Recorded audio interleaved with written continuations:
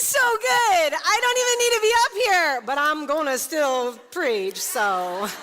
But, oh my word. And Cheryl, girl, you're funny. I didn't even know you were funny.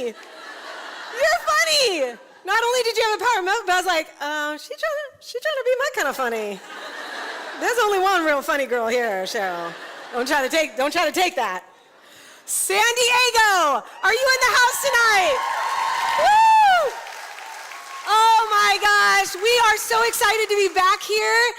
Freedom Movement got to be here last year on our Be Brave tour, and now we're here on our Reckless tour, and you guys had us back, and we feel honored. Not too many churches want us back, so we're excited. We are so excited. My name is Karrie Garcia. For those of you that don't know me, I am the founder of the Freedom Movement, and we just want you, thanks. You can send a donation in the back there. That'd be nice. We just want to let you know, my heart and God's heart for starting this was, what would it look like, honestly, if women just started getting a little more honest about what is really going on? And so we wanted to create this space, like if you were just in your living room, and you had, for them, they had 10 minutes, I have more. They always want me to be at a certain time. I always go over, so get comfortable.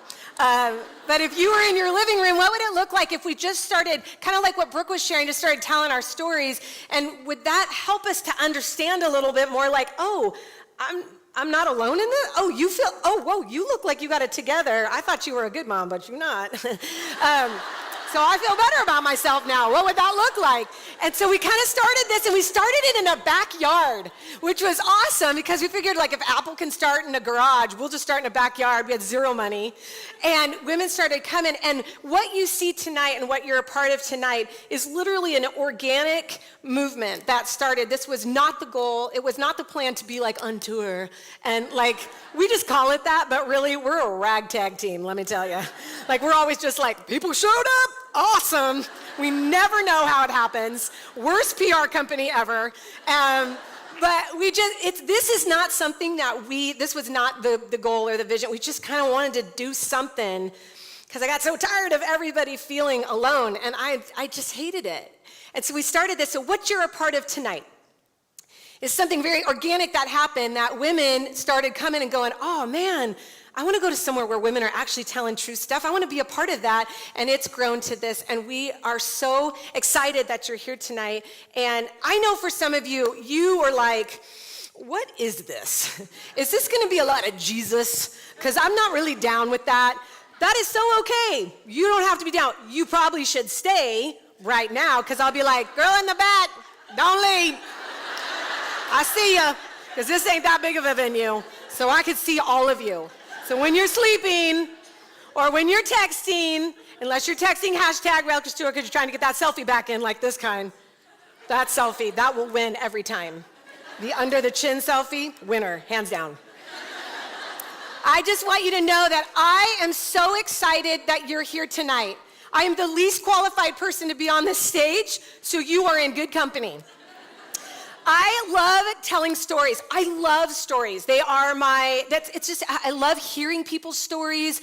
I love telling my story. I love hearing stories through movies. And I love the art of a good storyteller. I love comedians because they tell stories really well. Some comedians, no, that's not funny. But some comedians I just love because I love storytellers. And so I want to share a little story with you. I've been married 12 years, and almost 12 years. Yeah, thanks, Risha, my one friend. She's like, it's been a road, actually. You guys should all be clapping for that. So she's like, yes, thank you, God. I've been married for 12 years, and so when I got married, we did things that night.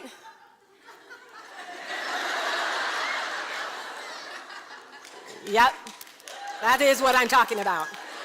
Is she talking about sex in church? I am, because this isn't church, it's Freedom Movement. We're just using church buildings, so it's all good. So we can do whatever we want to do. So on that night, I thought you're going to do things, and then you just go about your life. Well, that night, God was like, when you do things, things happen. And a month later, I was like, it's weird that I've gained 10 pounds in 1 month. What's happening to my body? And so I went to the bathroom, and our life is so glorious. The things that we're like, the things we have to do are so, no boy does this, to pee on a stick. You know what I'm saying? You're like, this is my life right now. This is the lower points. And I'm like trying not to get it on my hand. You know what I'm talking about. You all know what I'm talking about. You're like, oh. And then I just sit there and I'm like, not that I don't want a baby, but I don't want a baby. I mean, this would be crazy, right? And there it is, 14 tests later, my hands are a mess, I'm a mess. They're all fuchsia. Like, there's no way you're not pregnant. So that was fun. Everyone, oh my gosh, you're gonna be so glowing.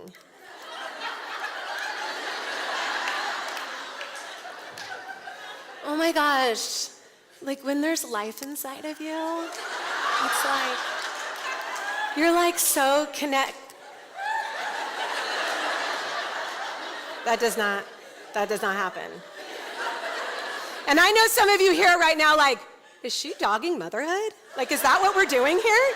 This really isn't church. I need to go. I am, and it's my story. And when you get a platform, you can tell your best story, but today I'm telling mine.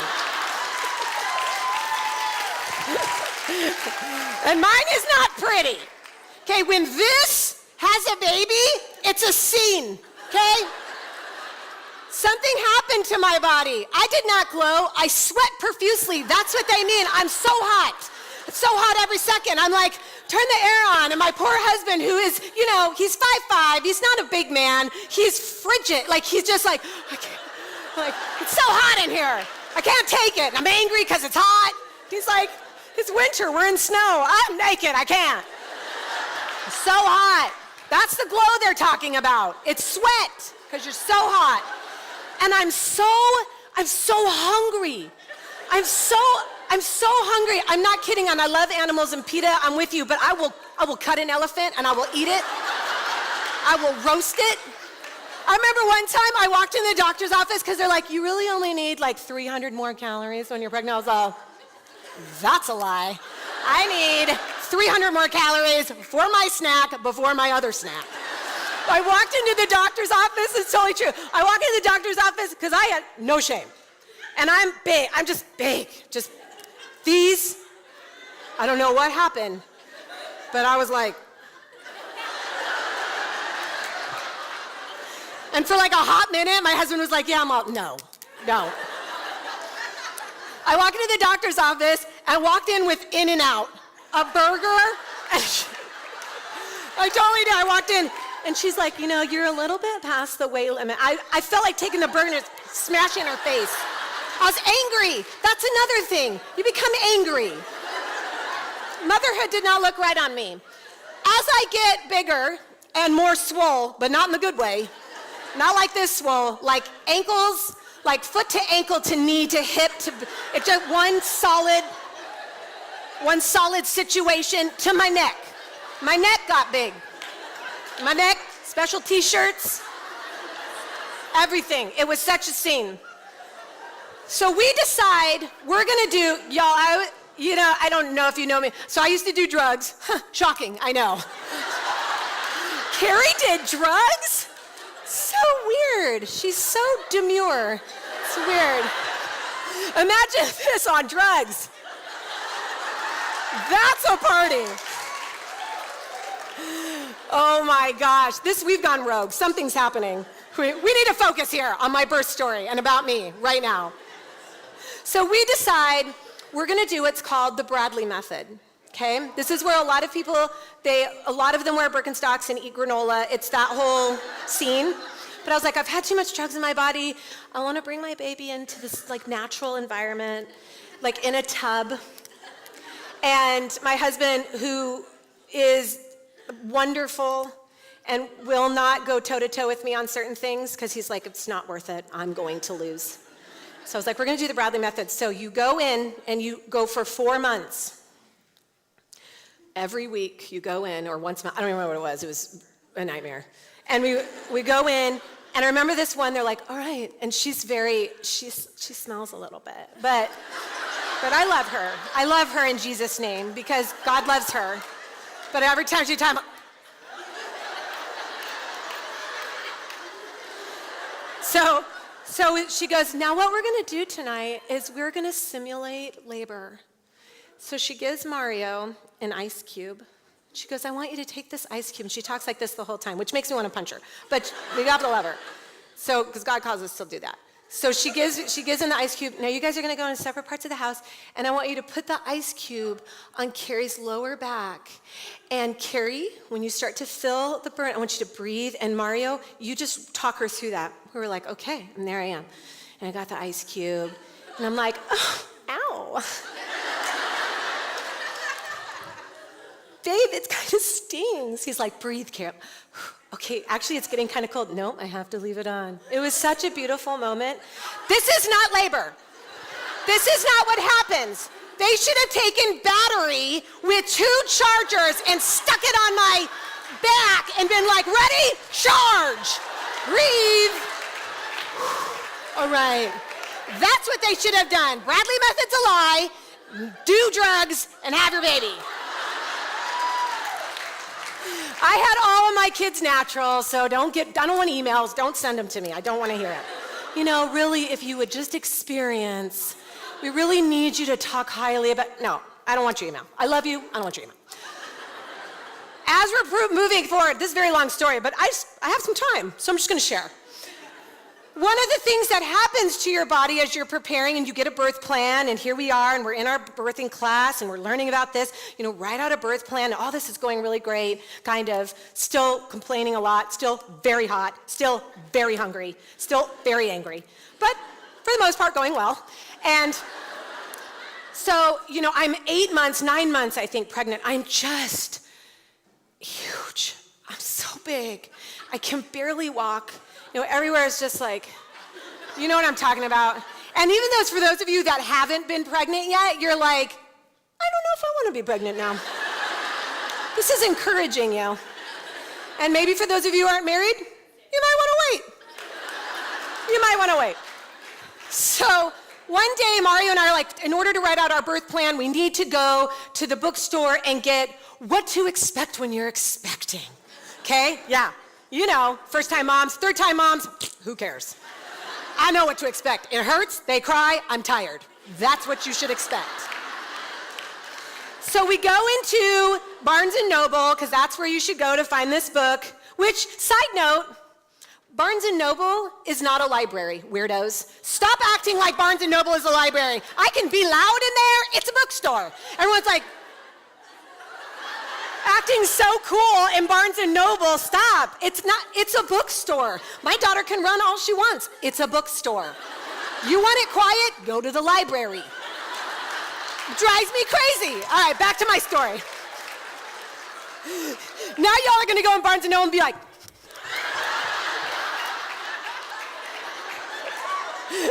that's just my own anger. I needed to let that out. I'm back now.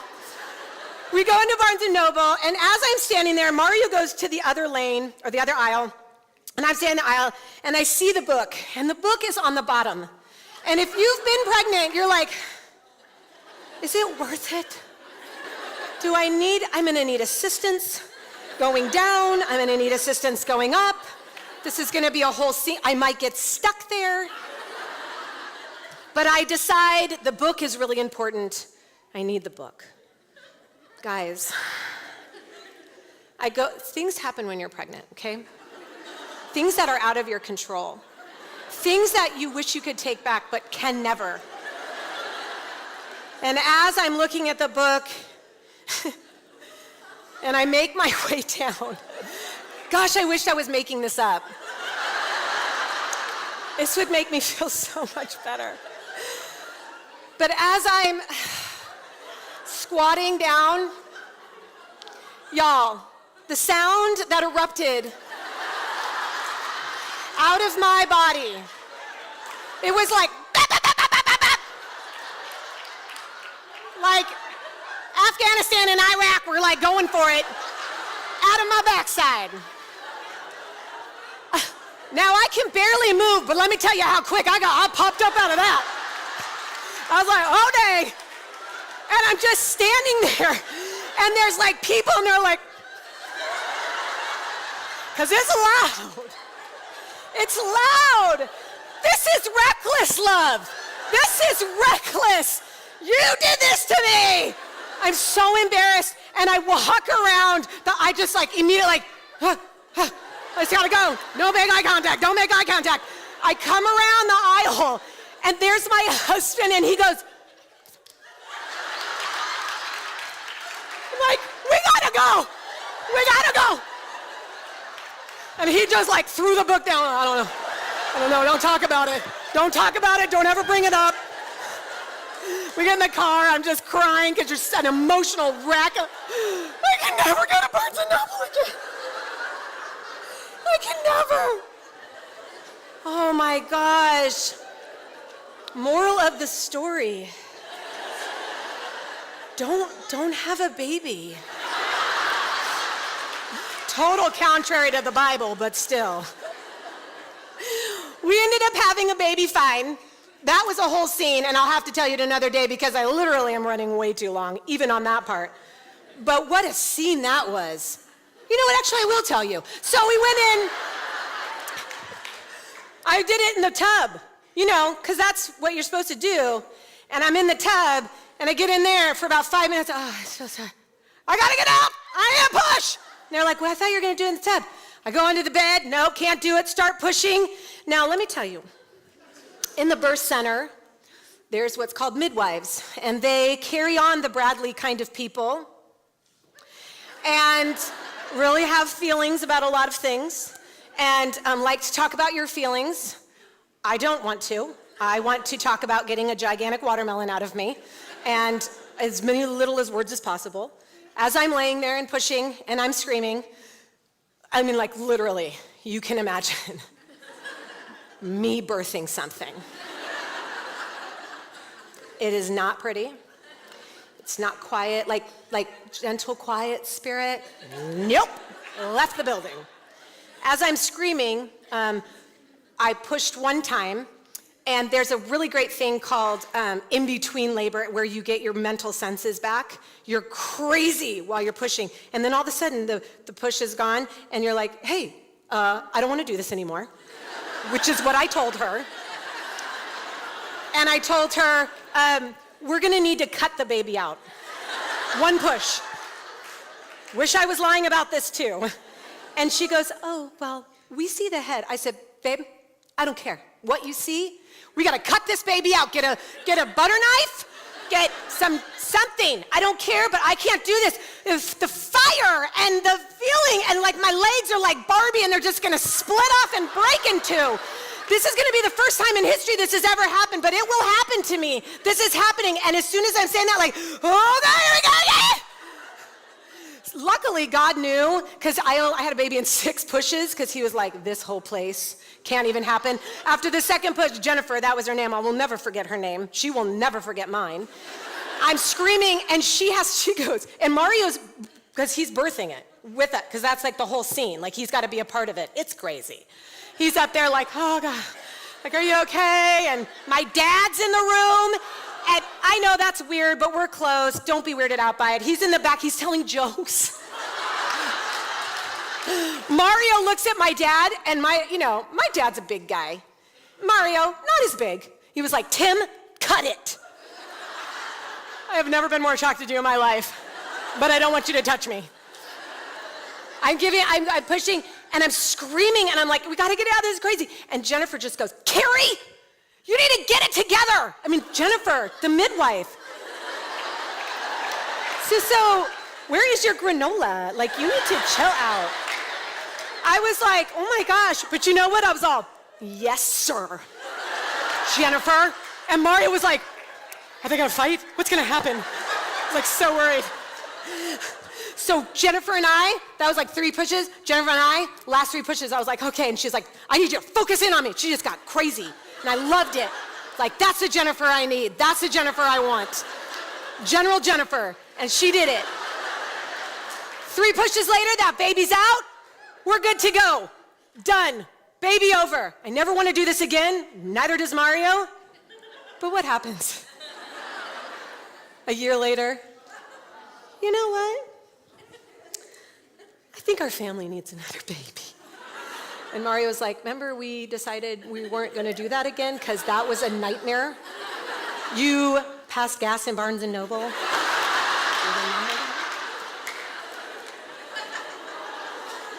But we have amnesia, right? We're like, no, it wasn't that bad. He says no, but that night you're like,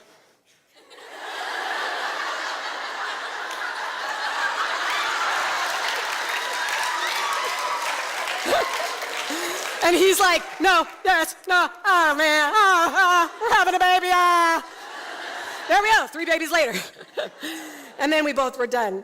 The most reckless thing I've ever done in my life, and I'm actually not kidding, I've been a drug addict, okay?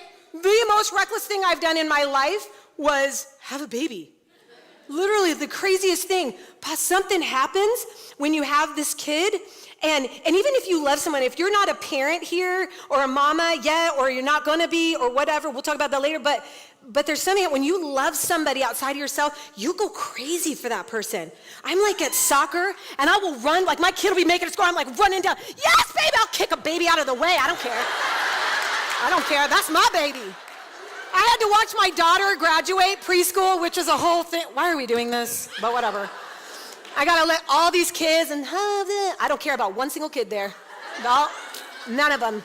My one kid, most important thing I ever seen in my life, the most gorgeous. You are so beautiful. All these kids are ugly compared to you. You are the best. You are the funniest. Everything you say, so good. Something happens in us when we love somebody like the way you love. So like your mom, or you love your like a best friend, or you love a child, something happens to you, like you'll just do crazy stuff. You'll act recklessly for these kids. It's so crazy. It's the craziest thing that's ever happened to me. Craziest thing. As I look, as I tell you, like I love stories and I love hearing people's stories, it's because I want to hear what's going on inside of you. I want to hear what makes you tick. I want to hear what makes you think what you think or how you think it. It's important to me because I think what you think and how you think it determines how you live. And so I love hearing about that.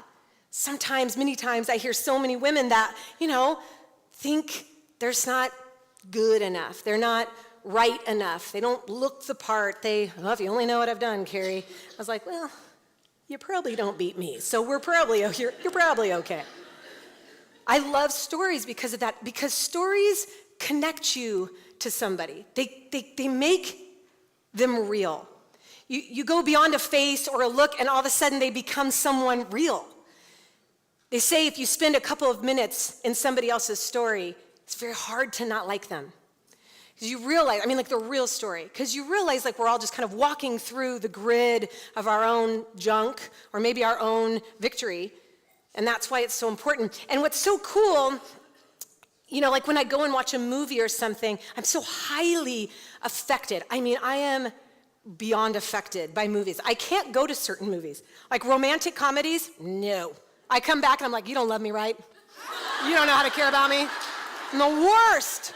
Mario's like, did you go see I was like, I saw something on the plane, and I don't know if she had amnesia, and he like chased after her. You would never love me like that. He's like, you would have amnesia, you wouldn't even know. I'm like, so rude. Would you love me like that? It's like, please don't go see movies. I go see warrior movies, I'm done. I'm like, I'm gonna be a warrior. I'm gonna go take karate. I'm gonna go do it. They're just so deeply affected. I think Jesus knew this about us. I think he knew that stories were a really effective way to getting you to understand a point he's trying to make. Look at the Bible, and I know for some of you, like, the Bible is really a lot about what you're doing wrong, or about what you're supposed to do in order to be right. And you look at the Bible and you just think, all it is just a bunch of make me feel bad sentences. And I don't like it. And I get that. I'm sorry about that, because someone's taught you wrong. That's all right. You can be taught right tonight. But somebody's taught you wrong. But I think God could have taken the Bible, and he could have written details, scientific da-da-da, and we all would have been like, boring. But he was like, oh, no. It's like he made a highlight reel of all mankind in a bunch of stories. He knew this is how they will understand how much I love them. As I'm flipping through the Bible with my popcorn, because you should read the Bible with popcorn, because it's an awesome movie. You're reading it and you're like, did Jesus really say that? He flipped a table? Yes, I love Jesus. It's awesome. As I'm flipping through the Bible, I come across this story. And it's a story of Hosea. It's in the Bible, the book of Hosea. And it's a story of this man named Hosea who's a prophet. Prophets are just kind of like weird guys that love Jesus or God. They love God. And they get to be the ones that get to go tell everybody, hey, you better turn or you're gonna burn. You know, like that's kind of their deal. Like that's kind of how they did it. We don't do it like that now. We're sweeter about it. But that's what they did. It was a really like kind of prestigious job, but they were always a little different, always a little more like me, a little odd, a little socially different. Hosea was the same as this. This is what Hosea is. He's a prophet. There's a whole book written about him. Cool guy. Who's Hosea? I don't know. It's way back in the beginning of the Bible. Whoever reads that? Nobody. We all like the gray stuff, right? So then we're like, we love the New Testament. Old Testament, New Testament, yay, you know? So the Old Testament's before Jesus comes, and that's what Hosea is doing, and all the prophets is telling about when Jesus comes and telling these people, the Israelites, hey, God loves you. Why are you acting crazy? That's what he does. But this story strikes me. There's a lot of prophets in the Bible, but this story catches my attention. As I'm reading it with my popcorn, like, hold on. Comes to chapter 3 of Hosea. And Hosea leaves his story of what he's talking about to the Israelite people because he's going to the Israelite people, telling them all this crazy stuff. And then boom, right at the beginning there, you're called to say this, Hosea, God's telling him, but I want you to go marry this woman. And this catches my attention because not often do we read about prophets that tell us about their personal life. It's mostly about what they do and how they affect the people around them or that they're supposed to be talking to. But God stops this story and takes us into the personal life of Hosea. And this is where it gets, like, this is the most scandalous book out of the Bible. Not Song of Solomon, that's a good one. If you want to hear about, like, sexy time, Song of Solomon's your man. But you want to hear about, like, scandalous love? Hosea. As I'm reading this, God tells Hosea, look, I want you to go take this woman. Her name's Gomer. Bummer. I love it when people are like, I'm naming my son like Matthew or Luke. I'm naming my daughter like Sarah. I'm like, what about Gomer? No. Don't hear too many of those lately. Or ever. Here's Gomer. Gomer is a prostitute. Now you have to understand that Hosea in that day, by being a prophet, is very revered with people. And he's very revered with the people that he speaks to. They listen to him. So for Hosea, and back in that day was crazy day. Now it would still be crazy. If you were like, let's just think about this for a minute. Your brother comes home. Hey, so God told me that I need to marry a prostitute. Her name's Gomer. So many wrongs on that, so many wrongs. You'd be like, are you sure it's God? I think something else might be talking. Nope, it's God. I mean, crazy today, but really crazy back then.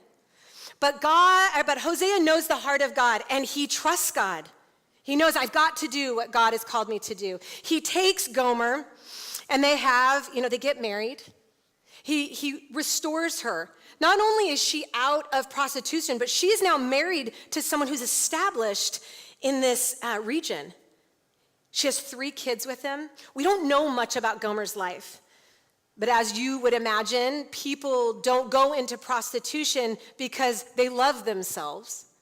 They go into prostitution because they're hurting. I'm imagining Gomer has many, many demons, many secrets. I imagine Gomer, I couldn't help, but as I'm reading this, I just stop and I'm thinking about Gomer. And as she's standing here with this man, how she must feel like a fraud. How did I get here? I am in no position to be here. And the lies and the demons that she has just swirl inside her mind. And we know this because of what she does next. We don't know when she does it, but I imagine with my, taking a little legal license here, but I imagine she sits at night, because that's when we do our thinking, we know. The whole house is asleep and we're like, right? And then we're like, honey, and he's like, no, they're dead to the world. How are they so tired? How do they sleep so well? Anyway, whatever. We don't have time for that. As she's laying there and her mind is swirling and the lies are being played in her head over and over and over again, this one truth comes to her. I should not be here. I am a fraud. I am not fit to be a mother to these children. I am not fit to be a wife. I am a loser and I'm a prostitute. I will never be more than that. This is who I am. And we know that Gomer leaves. That she goes back into a life of prostitution. This story is breaking my heart as I read it. But something crazy happens. In chapter 3 of Hosea, go and read it for yourself. Read chapter 1 and chapter 3. The rest is very complicated, but chapter 1 and chapter 3 are very good. In chapter 3, God speaks to Hosea again. I think about Hosea. Here he's now a single parent. He's left with 3 kids. His wife has left him. People are now realizing, like, you married a crazy woman. You obeyed God, and look what happened. How embarrassing. How humiliating. This upstanding prophet did what God told him to do. Now what happened? Now look, she left again, and I'm left with these kids, and they're wondering where mom is, and everything's ruined. And God speaks to Hosea. He says, Hosea, go again.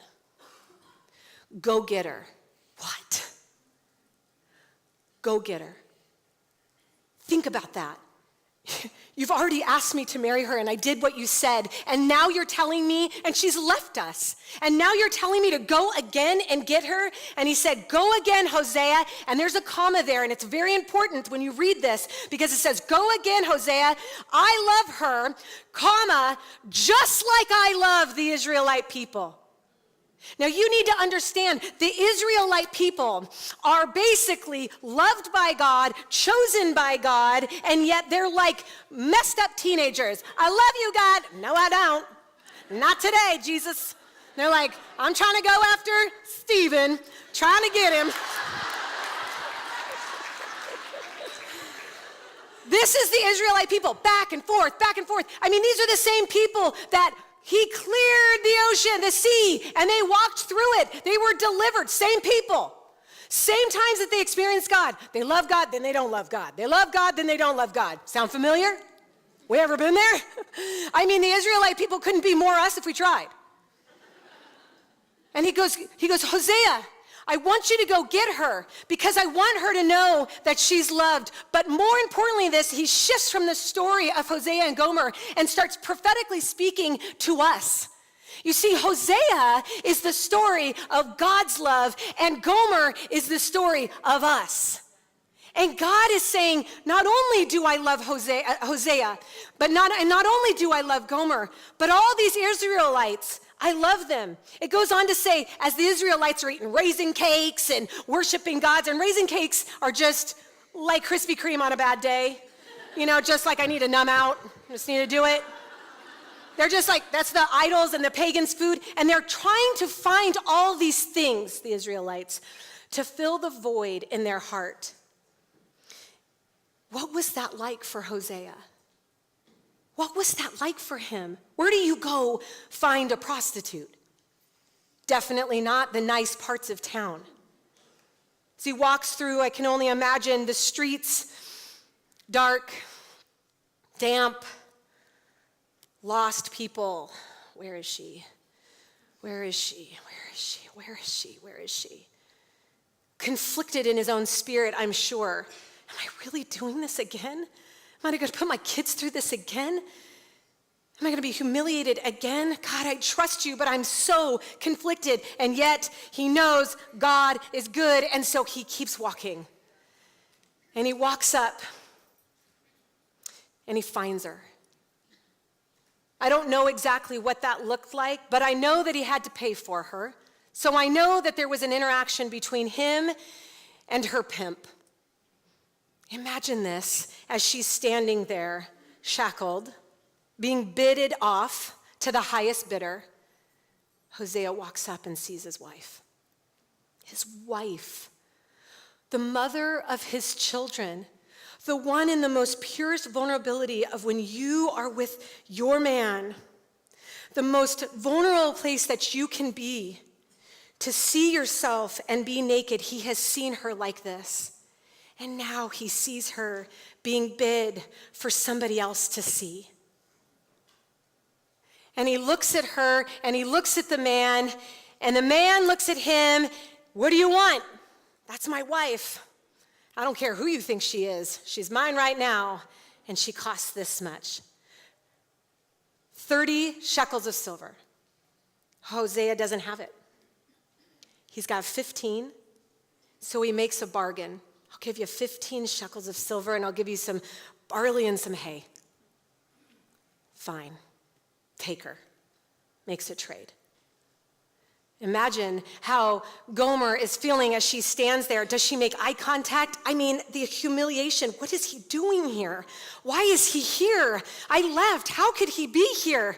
He has to go and unlock her chain and take it off his wife and take her down and walk back that street. What did they say? It was probably very quiet,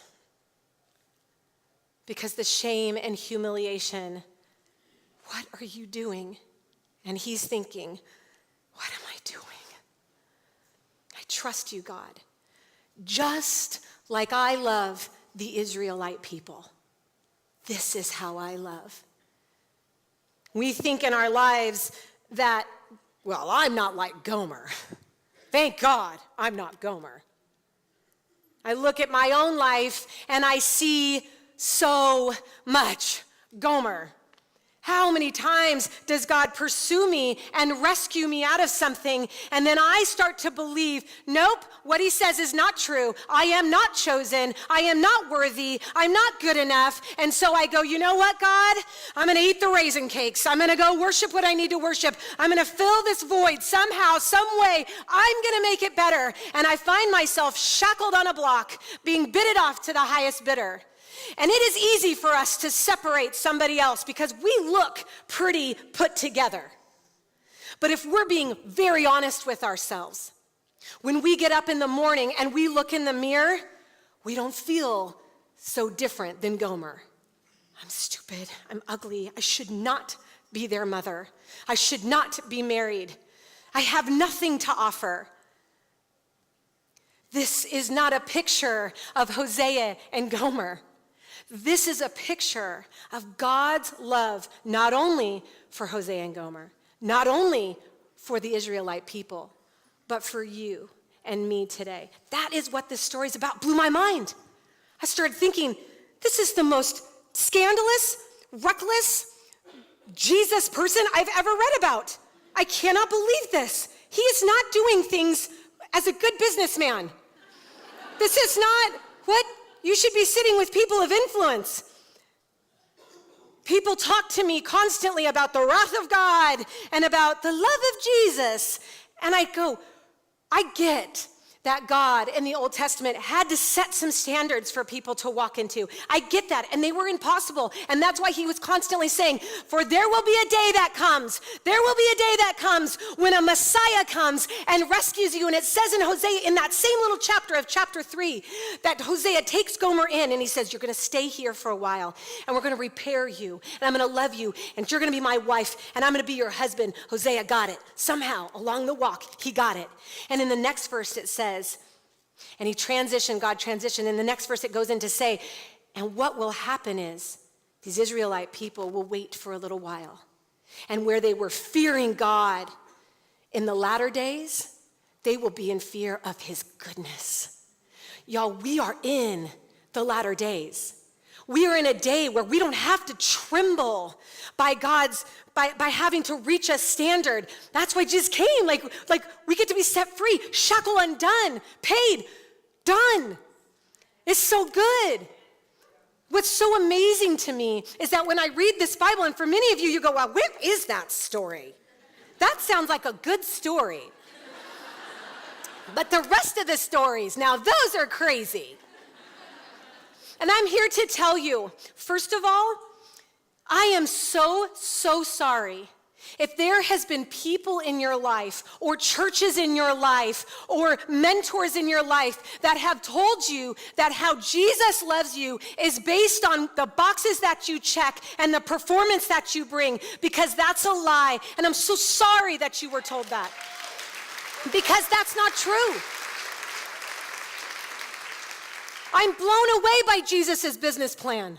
As he comes to earth, and finally, as God had been talking about all in the Old Testament, the whole time, sacrifice after sacrifice was constantly looking to the coming of Jesus. Now he can stand looking at what the Jesus did. So amazing to me, because when I look at the stories, I look over the life of Jesus, and he's constantly going to the people that nobody wanted to talk to. In fact, the people that he was like, I'm going to build my church on you, was a guy that denied him. And another one where he's like, I'm going to build my church on you, was one that actually killed Christians. In fact, he looked at the prostitute and he said, this is my daughter. This is who I sit with because of your faith in me. I love you. The Pharisees and the Sadducees, which are just a bunch of religious jerks, that's all you need to know about them. They were all upset all the time. All the time, because it made him so uncomfortable who Jesus loved. We like the standard this way. We like feeling better than them, because when you lower the bar, then we have no platform to stand on. And Jesus said, exactly, because it's not your box checks that's going to save you. It's not your lack of faith that's going to save. What's going to save you is me. And what is so amazing about the stories, not one, stories of this man, this prophet, this Messiah, Jesus, is that he literally came and sat with the people that look just like me and you. You see, I relate to Gomer really well. As I went through high school, got into drugs, constantly trying to fill the hole in my own heart. Constantly trying to be seen and heard and known and have some kind of difference. And I thought, okay, drugs, I got done with that, but I never dealt with why I did those drugs in the first place. So I immediately went into ministry, because that's where healthy people go, is ministry. And as I stepped into ministry, I married a good Christian boy, and we got married, and both of us, so much pain. But shove it down. Shove it down. Smile on the outside. That's what I knew. But let me tell you something. Just like Gomer, as she laid in her bed that night, you can stuff for only so long. Those demons start to rise up, and the lies start to be told, just like they were to me. If anybody knew who I really was, they wouldn't want to be around me. And as my world fell apart, as my mom left my dad, and our world had fallen apart publicly for everyone, so did I. And what I vowed I would never do, what I vowed that I would never do, I did. As I stepped out of my marriage vows and into the arms of somebody that I thought was going to fill the void in my heart, I found myself undone. Ashamed and miserable, creating my own well. Lost. I understand Gomer, because how could I even stand up here? And when God said, I picked the least of these, he was like, Carrie, you'll work. You see, I don't stand up here because my life has been super Christian. I've loved God my whole life. I've known him. Been a ton of mistakes, which makes it even worse, because I knew God. When you're not a believer, it's like, well, that's because you didn't know Jesus. It's fine. But I knew Jesus. I knew the power that he had. I'd seen it. I'd heard about it. But somehow, I was like the Israelites, and I didn't believe that he could truly fix what was broken. I believed that that was for other people, the good people, the ones that went to church every Sunday and actually wanted to be there. That's what I thought it was for. And as I found myself, as many of you know, you've heard, but I found myself at that stop sign thinking my life is done, I'm done. That is when Jesus showed up. And he looked at me and he said, how much? I will pay a price for you, Carrie. I paid a price. And as I sat there in my car, I could not believe, I'm so ashamed, even about what I was about to do. God, look at my life. Are you kidding me? I mean, I had no idea it would ever be here. This is just even too much. Half the time I'm just like, wow. But at that moment, all I wanted was just to feel a little bit of hope, a little bit of freedom. And so a little bit of inside of me started to well up that maybe, just maybe, this is true. Maybe what I've heard over the past years, not the crazy, but the stuff about his love and the stuff about his redemption, maybe this is true. And as I turned my car around and went through excruciating 2 years of therapy twice a week that my dad paid for, every time I went, it was hard. But I started to believe a little bit more in God's goodness and God's faithfulness in my life. You look over the story of Jesus. There's this coolest story ever. He stands and he's just like healing people. Like Jesus is so cool. He's just like bam, bam, bam, bam, bam. I so want that gift. Just give me the gift of healing. He's like, you can't handle that. Because I'll be like, you're healed. I don't care. Jesus, I'm doing it. But he's just healing everybody. This is in Matthew 9. You can check it out. Right at the end. And he's so overwhelmed. Hear this. He's so compelled about all the people that he's healing that it gets almost too overwhelming for him and he has to stop and he's weeping. And he starts crying and he looks at his disciples, which are just dudes that follow him everywhere he goes. They're just cool roguey guys like, we got your back, we're roadies. Jesus roadies. And he looks at them, tears in his eyes and compelled by all these people. And he looks at it and goes, there's so much work to do. There's so many people that need this. We need to get down, we need to pray. We need to send people out. We need to go into places. People need to know about this. People need to be healed. There's too much, he's so compelled. This is the God that I'm talking about. This is the Jesus through the whole Bible. You've been lied to. If you think that Jesus is anything but restorative and redemptive and loving, you have been lied to. You have been lied to. Jesus walks all the way through his life. He gets to the end. This story blows my mind.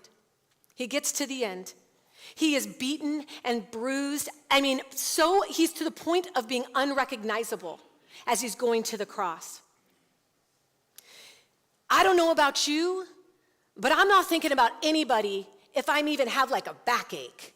Like if I have a headache, lights are out, I don't want to talk to you. My children, you're dead to me. As Jesus is walking, unrecognizable, nailed to a cross, knowing that it has to be done.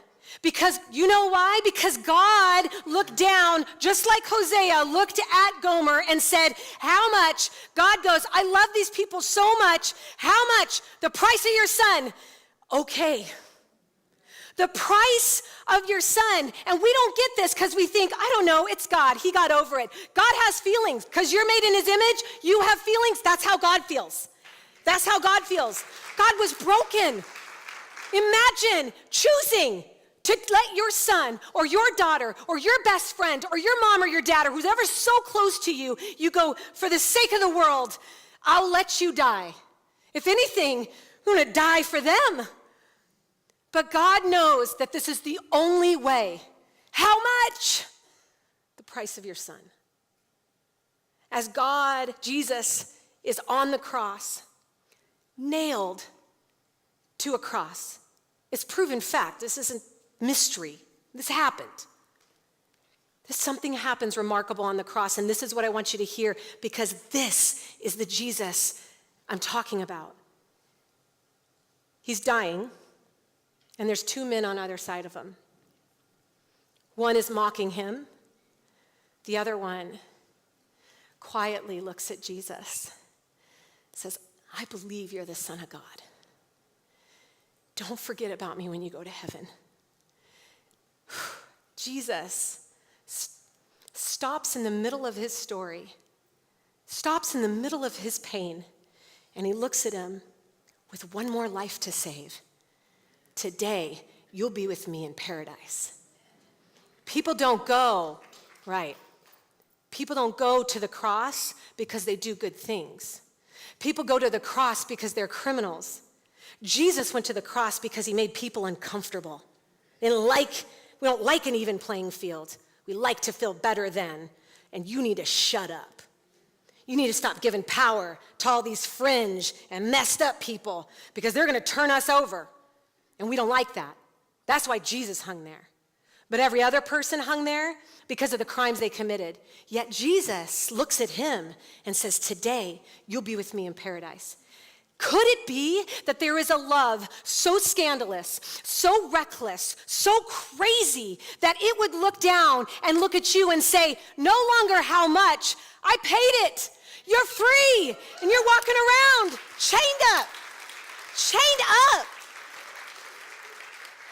Real women telling real stories, that's all good. But let me tell you, we can get up here and tell stories all day long, but it is not about my story. If anything, don't be my story. But what I will tell you is, hear what is inside of me, what is triggering in you right now. Something that's like, oh my gosh, did she write this for me? What's happening? Did someone call her and tell her? They did not. What it is the Holy Spirit that's telling you right now, and I know this feels crazy. I know this feels crazy for some of you, like, what is this? Is this modern day revival? What's happening? Yes, because Jesus has sent me and the people that are in your lives, the reason why you're in this seat today, has sent them to tell you, you don't gotta be on the block anymore. You don't have to be owned by somebody bidding your price. You don't have to be in chains and bondage to the lies that you think and feel. You can have freedom right now. You can have that, and that's for you. Carrie, you're so, encouraging, and trust me, if you knew me outside of here, I'm a hot mess. I'm very, very self-centered. What you love about what you're hearing, what you're inspired about is Jesus Christ and the message that he's bringing. That's what you hear.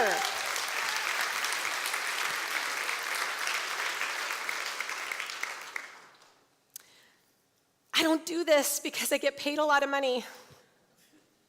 I don't do this because this is super fun. It's hard to get up and tell thousands of women across the world everything I've done wrong. It is not easy to do it. So I'm not here for some kind of game or some kind of notch on my belt or some kind of something that you might be thinking. I am here because every fiber of my being loves you, and I'm compelled to love you. And when I look around and I see people healed, sometimes I feel what Jesus feels, and I'm so overwhelmed. Lord, let them hear this truth. Don't let them live in the lie. Don't let them see this. How can I bring truth? Just speak, Carrie. Just speak, and I'll speak through you. And he wants you to know this. In Romans, it's a book of the Bible that Paul writes, and Paul is the guy that kills Christians, turns around, very cool story, go read it, grab the popcorn, awesome. Paul, killer of Christians, turns around and loves Jesus, and he's written a ton of the New Testament. And he says in this one part in Romans 9:25, he references back to the book of Hosea, and he says, God says, I make the nobody somebody, and the unloved beloved. I make the nobody somebody, and the unloved beloved. Ever felt like nobody? Ever felt unloved, unwanted, abandoned? Me too. Me too. But he paid your price. Could it be that there is a love so scandalous that it reaches out to you right now, and it's saying, I want you It's not for everybody else. This story, it was written for you tonight, for you to hear it, for you to hear the gospel of who you are. I want us just to take a little moment. Sometimes we just need a minute, because this was a lot. And we just need to stop. The tendency is to want to look around. I'm going to ask that our band would come up, Grove Worship, that they would come up. My very dear friend Tully has written this song. He leads Grove Worship. And he's written this song called Child of God. And I asked him if he would be willing to play this for us tonight. And as he plays this song, and as the words kind of bathe over you, I just want you to take a minute. You are going to get back to your own life. You're going to go out of these doors, and you're going to go back to anything else, everything else, all of the junk, all the good, whatever. But there's not too many times that we just intentionally go, for the next few minutes, I'm just going to ask, God, do you want me to? Do you want me to be a part of this? And let these words bathe over you that says, you were known before you were even born.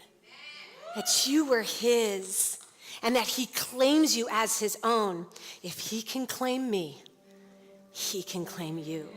And he does, and he will.